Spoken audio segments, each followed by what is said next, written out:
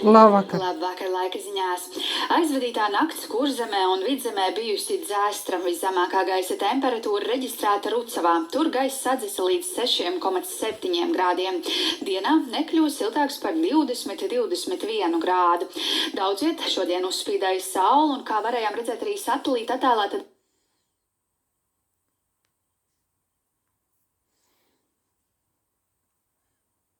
mazāk mākoņu ir bijis Kurzemes pusē, un tātad arī Baltijas jūras piekrastē šajā vakarā vislabāk būs vērots saules aptumsumu.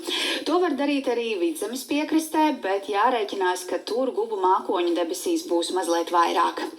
Bet par gaidāmo laiku. Šajā naktī debesīs mākoņu būs maz, lietu tie nenesīs, un šī būs diezgan dzēstra nakts, jo valsts lielākajā daļā gaisa sadzisīs līdz 7–11 grādiem, un mazliet siltāks būs tikai vietām piekrastē.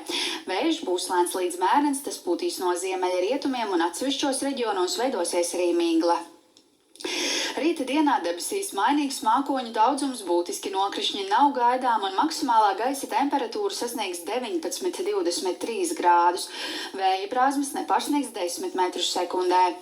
Arī Rīgā tuvākajā diennaktī lietus nav gaidāms, mākoņi pa laikam aizklās debesis. Naktī minimālā gaisa temperatūra 15 grādiem, rīta dienā saule gaisu uzsildīs līdz 20–22 grādiem. Turpmākajās 2 dienās gaisa temperatūra Latvijā paaugstināsies un būtiski nokrišņi nav gaidāmi. Sestdien tikai dažviet nopilēs pa kādai lietus pilei. Piektdienas nakts daudzviet vēl dzēstra, 9–13 grādi, siltāks piekrastēm, dienā 20–26 grādi, bet sestdien termometra stabiņš jau daudzviet sasniegs 25–29 grādu atzīmi.